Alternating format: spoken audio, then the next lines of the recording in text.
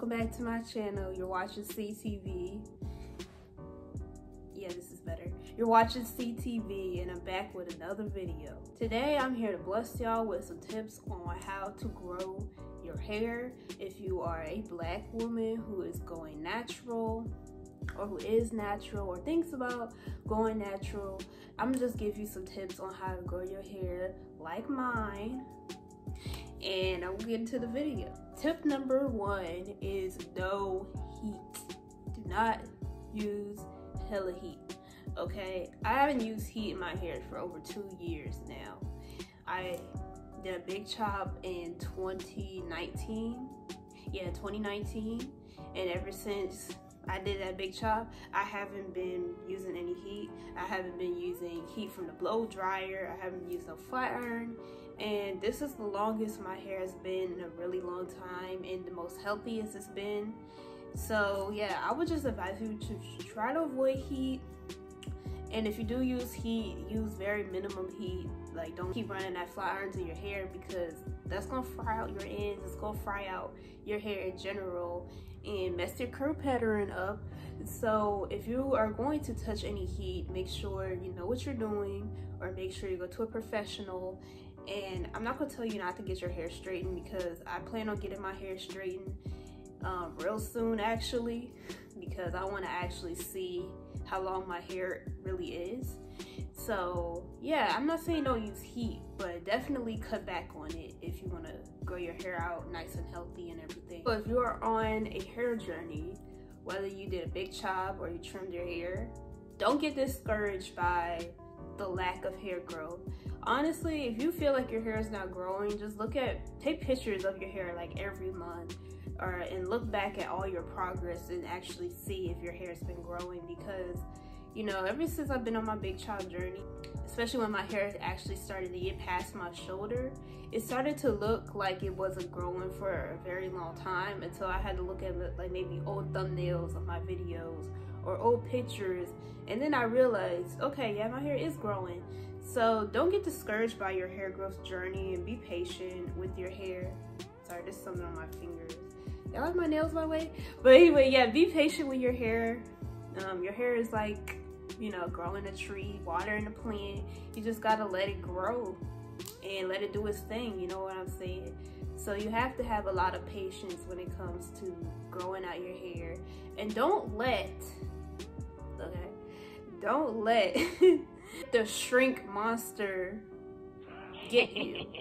The shrink monster is basically, you know, when we get shrinkage in our hair, we think that it's so short until our hair is like stretched out or even straightened, and then you see how long it really is. I am a victim of the shrink monster. And plus, my hair just always looks kind of short in its curly state anyway. Like, my hair never really looked long while it was curly. But, you know, when it's straight, you see that? You know, it got some inches to it. It got some inches to it. I can't wait to get it straight so y'all can actually see how mine really looks. But don't let the shrink monster fool you. Trim your hair only if needed. I'm not a hair expert, but I know you would hear things like, oh, trim your hair every other month, trim your hair every 6 weeks. It's whatever really works for your hair. Like, you have to know your hair, you know what I mean? If you're going to be on a hair journey, you're going to learn about your hair, and you got to know like about your hair, like what works for your hair and what doesn't work for your hair. And don't trim your hair if you don't need to. Don't do unnecessary cutting. When your hair grows out, you know, your ends are going to look a little bit more thinner just because that's just how the hair grows, rather it being short, and your ends, you know, look a little bit more fuller or whatever. However, you know, if your ends are very scraggly, you know, they don't curl well, are very dry and split, definitely cut your hair. Definitely do a trim. Or, you know, if your hair is damaged, then I would definitely recommend you to do a big chop if you're ready for that. So yeah, just only cut your hair when needed. Don't do unnecessary cutting. Just let your hair kind of do its thing, you know what I mean? So yeah, that's that on that. All right, my next tip is to use products that work for your hair.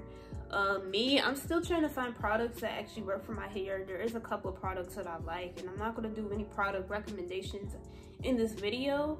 However, you know, if you have thicker type, more coarse hair like mine, I would recommend finding products that are more thicker and creamier and can absorb all that hair that you have. And if you are on the finer, thinner side, I would recommend finding products that are more lightweight. You know, it just makes more sense. And usually for me, if I use thicker products, they definitely work way more than products that are kind of more on the light side. But it just all depends on what type of hair you have. So it takes a lot of trial and error. I would recommend going to Target. Target has some great products, so definitely go to Target and try out all their different products to see what works best for you. I just say Target is literally the holy grail of hair products out of every other store, even the hair store in my opinion. So definitely try them out. Also, when you put your hair up at night, protect it in silk. Silk is just the holy grail when it comes to hair. It's just really self-explanatory. Like cotton is kind of like tougher on your hair, so it will cause more friction when you're sleeping at night. So I would recommend getting silk pillowcases, which I don't have, so I just use a bonnet or a silk scarf. Just use anything silk in your hair when you go to bed at night, so you know you're not stressing your hair out too much. And yeah, that's something that y'all should already know, but I'm going to include that in this video. My next tip is baby the weaker parts of your hair. A lot of times our hair doesn't grow very much the same in all areas of our head. You know, there's some parts that are actually way more thick and defined, and there are parts that are very much more weaker. So what I recommend is to baby those areas of your hair more often by being a little bit more gentle with those parts, and you know, maybe moisturizing those parts a little bit more. And it does help. Me, the weaker parts of my hair is like the back. I had a horrible experience with the back of my head, so when I'm, you know, doing deep condition or when I'm using oils and stuff like that, I pay a lot more attention to those areas of my hair, and they've been growing out pretty well.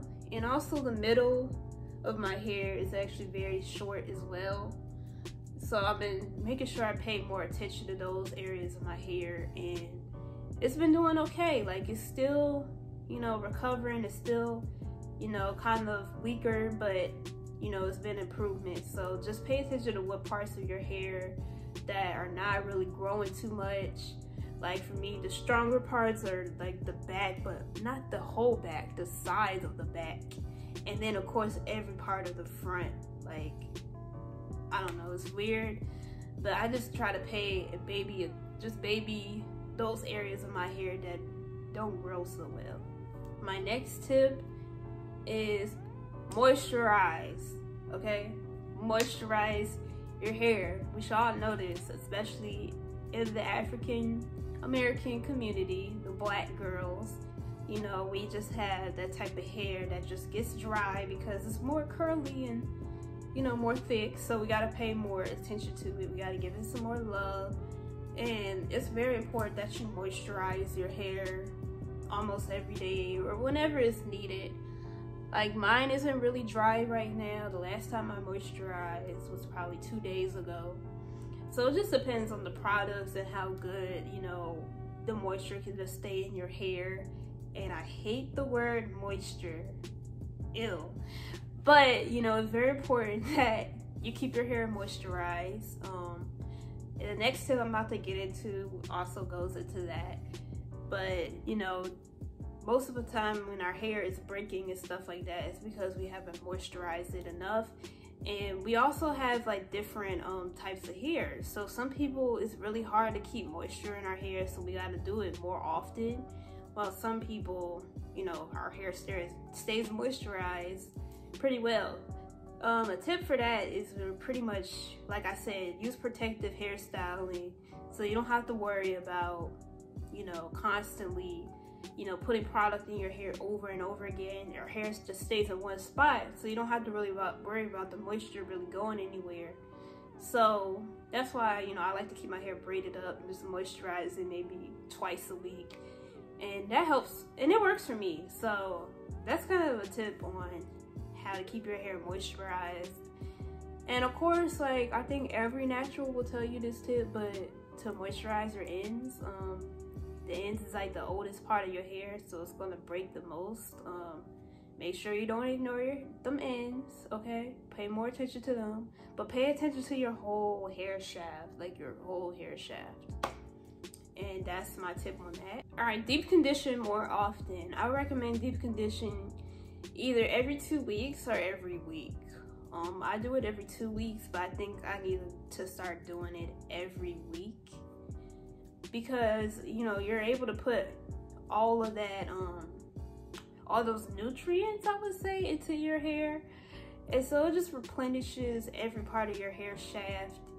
No, deep conditioning itself will not, you know, bring your hair completely back to normal. If it's damaged, you have to, you know, at least cut it off, but it does help, you know, prevent your hair from getting damaged. And yeah, I just love deep conditioning. I love, you know, what it does for my hair. I just recommend it 100%. I really don't know the scientific evidence behind this tip, but I definitely should recommend, you know, massaging your scalp. I think the blood flow that you're putting into your scalp when you're massaging it does help your hair grow.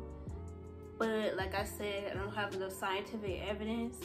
But I just like to massage my scalp because it just helps it from feeling itchy. And it just feels good, you know, after when I'm washing my hair. But, you know, that's just something that you should definitely try to do. I know there was like a trend where like people were massaging their hair with their head down. Like, that was years ago.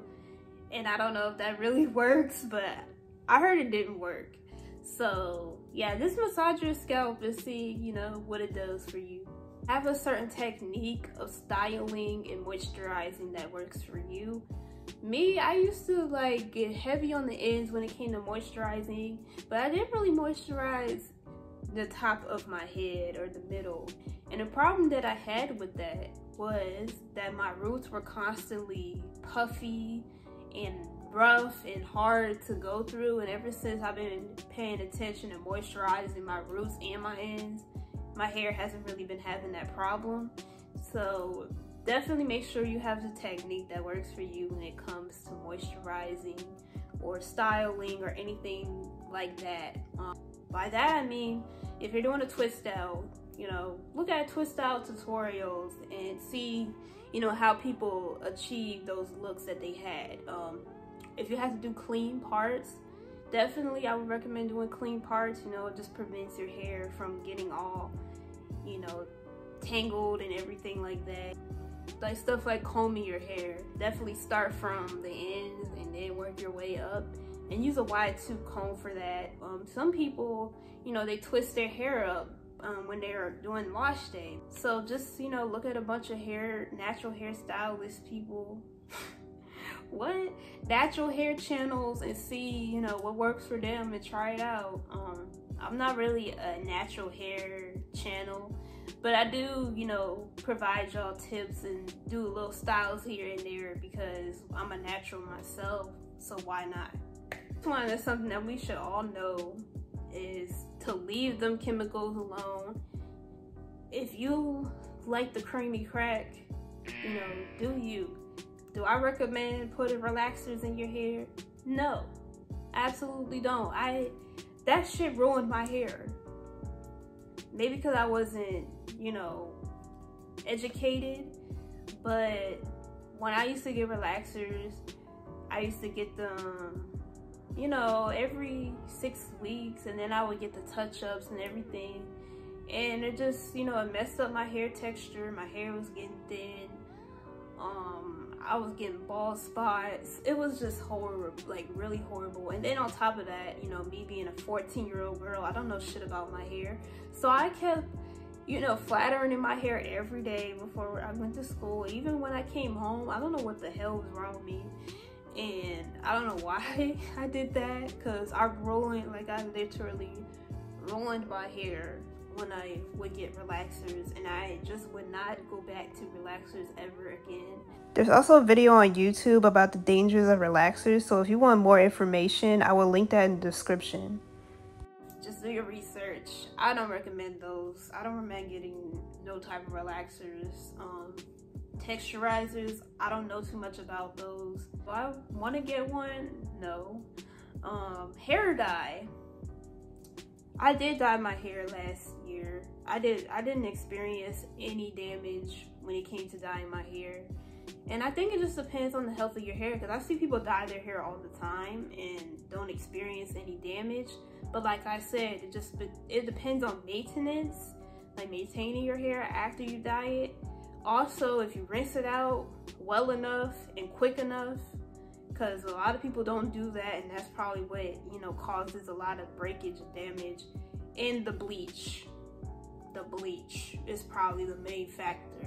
Bleaching, that's probably what, you know, fries your hair out. Like, I don't dye my hair in like bright colors. I don't really like bright hair on me. I mean, if I do, you know, happen to get like a wild color, I would get a wig. I don't know, I do plan on doing like maybe blue, like some type of blue in my hair, which is a wild color, but I don't know yet. Like, I have to do more research. But I think you should be fine if you want to experience with color, as long as you follow directions, or if you know somebody who's good at color, go to that person. I think it literally all depends on the technique and how you actually care for your hair after the fact, and then that probably determines on the damage. But I don't think hair dye is as bad as relaxers. Relaxers is like the worst thing you can do. A good tip is, if you want to try a different color, you can do like them temporary wax colors, and you can have it in 4 days, see how you like it. You know, it's your decision whether or not you dye your hair that color or if you don't. But I think it's a good way to experience with color without having to worry about doing too much damage to your hair. Diet is another thing. Still working on my diet. But I definitely recommend, you know, eating protein. Protein is just good with growing muscle, growing your hair, you know, do good with protein. Eat a lot of vegetables, fruits, drink hella water. Like, y'all should probably know that. That helps with everything, even your skin. So if you want your hair to grow faster, you know, just eat better food, and I would just recommend eating a little bit more protein. My last tip is trying things that are known to grow your hair out, like vitamins. I used to take biotin a couple of years ago. I believed it did help me grow my hair, because, you know, after high school, my hair did get very long. It was just damaged because of, you know, all the sew-ins and everything like that, and the relaxers and everything. But it was growing in the heat. The heat was another thing, because I used to go to them Dominican hair salons, you know, when I gave up on relaxers, and that's a lot of heat. Like, a lot of heat you're putting on your hair. But anyway, yeah, maybe like hair vitamins, biotin and other hair vitamins could help you out. I don't have enough scientific evidence, but I do remember biotin being pretty good. Ice water is another technique people use. I tried it, you know, in the beginning of my hair journey. I did notice, you know, some fast hair growth in the beginning, but it was kind of drying to my hair. I just kind of like gave up on it and forgot about it. I also spilled it all out of my little applicator, so I just forgot to make more. But I did notice some growth there. I don't know if it was just my hair just growing fast because I cut it real short. And now I think it's growing a little bit slower now, but it's still growing.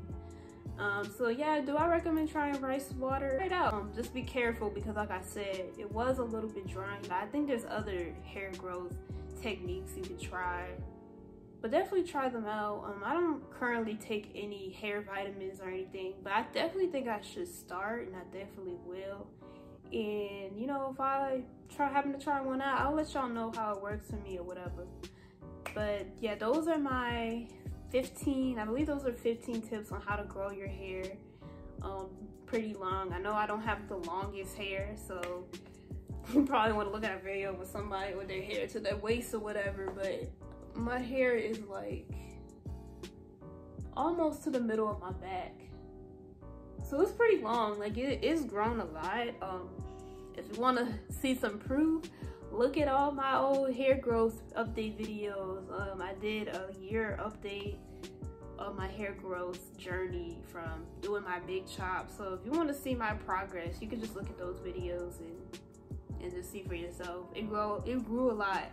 So I think I can give y'all these tips, and it's going to continue to grow. So yeah, if you like this video, just leave me a like, comment on this video, and subscribe to this channel.